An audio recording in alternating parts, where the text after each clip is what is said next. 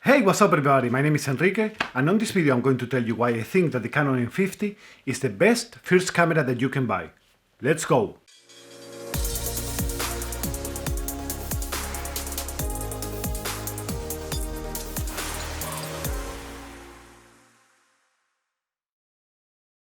I already have my Canon M50 since 1 month, and I can tell you guys my honest opinion about it. I buy the camera myself, this is not a sponsored video, and I'm not one camera expert or nothing like this. I'm going to tell you my experience, what I have noticed and what I have learned with the camera. First of all, this is a mirrorless camera.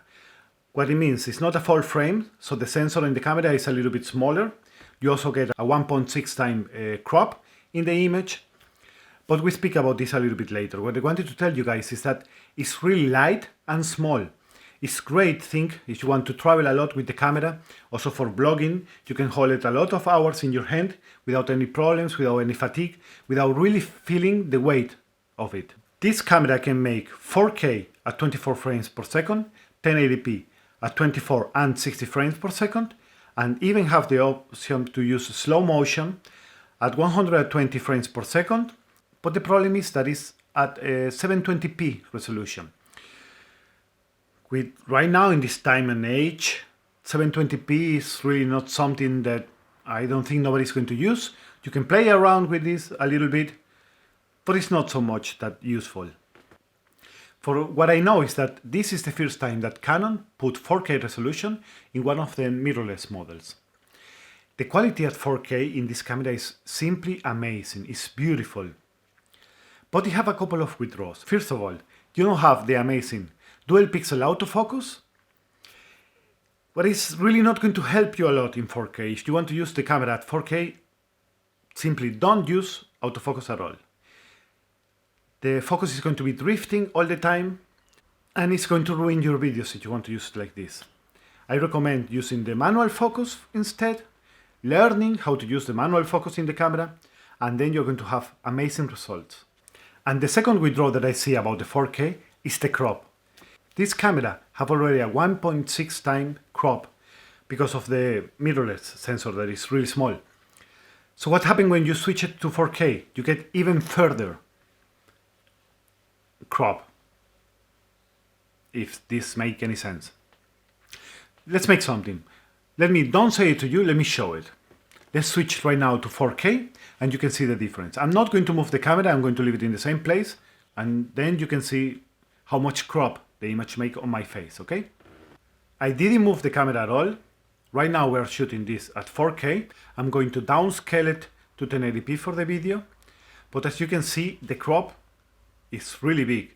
For example, if you want to do vlogging with the camera, between this and the only time that is drifting the autofocus away, I will not recommend using it like this. For vlogging, it's better to use the 1080p. Let's go back to 1080p, you can see a little bit better. Nobody wants to see his face so close, isn't it? And at 4K, you can see everything. And speaking about vlogging or selfie video, if you want to use it for this, I will not really recommend the kit lens that comes with the camera.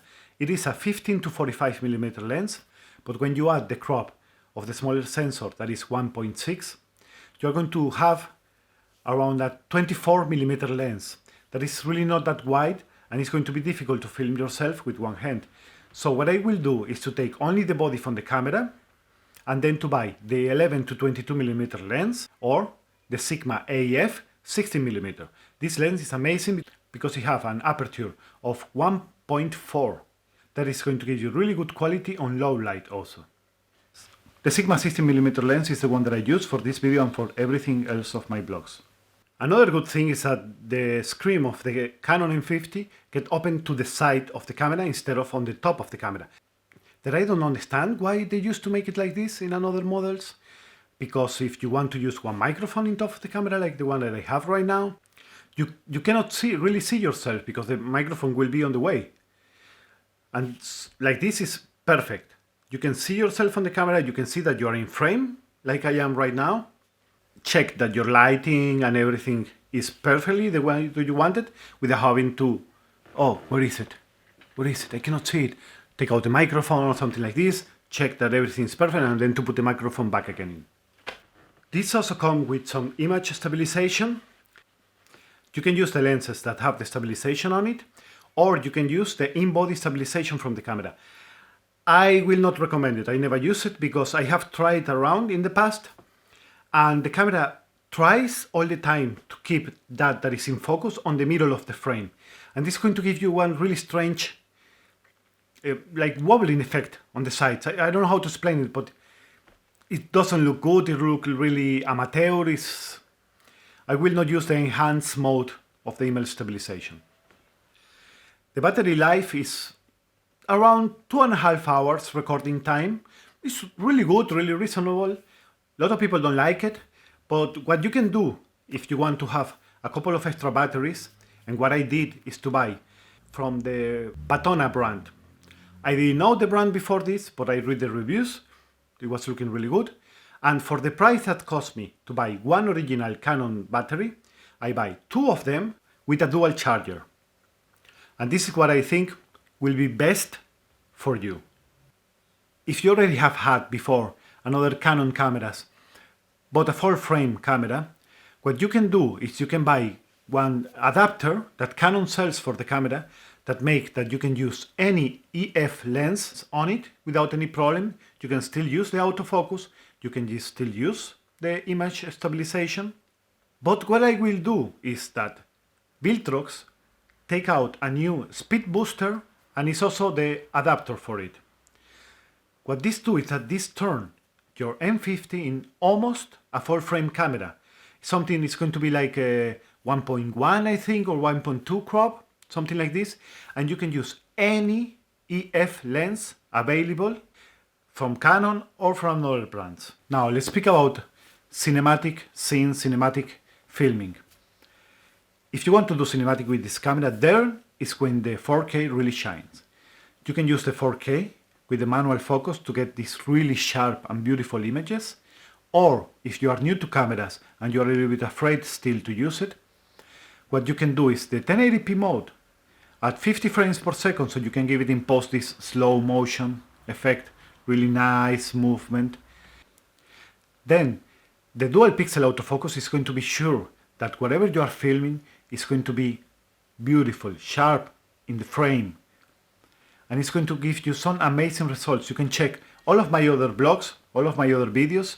This is the camera that I use to make all of the B-roll for all of my videos, except of course when I'm flying with the drone. But I will really recommend it for that. The quality is simply amazing.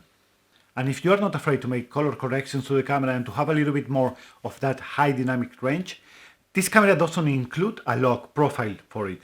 Of course, have the quality of Canon in the automatic mode, but if you want this little bit more of quality in your videos, you can download the CineStyle picture profile, install it on your camera, and this is going to give you a flatter image that later on post you can really play with the colors, play with the shadows, give you this really more cinematic feel to it.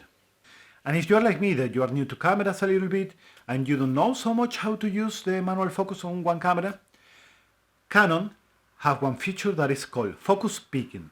This means that when you are on manual focus, it's going to give you a red outline around everything that is in focus on that moment. This helps a lot because the screen is not so big, and if you are still learning or new, this really gives you a little bit more control on what you want to have in focus and what not. Because of all of these reasons is that I'm in love with this camera. I really like it. It's the main camera that I use. It's not that I have a lot of other cameras. I only have my cell phone and my GoPro. But I really do think that if you want to buy your first camera, even if you want to do holidays with the family with this, you want to do blogging, you want to start your YouTube channel, you want to do even some cinematic, if you want to start making movies from yourself. I think that for the price point, this is an entry-level camera, is the best option that you can do even now on 2020. So guys, I don't have anything more to say. If you want to buy the Canon M50, go and buy it. It's 100% recommended from me. This is all I have for today. I hope you have enjoyed the video. Don't forget to subscribe if you are new to the channel and click the like button if you like it, dislike if you didn't like it, And like always, guys, see you on the next time. Bye bye.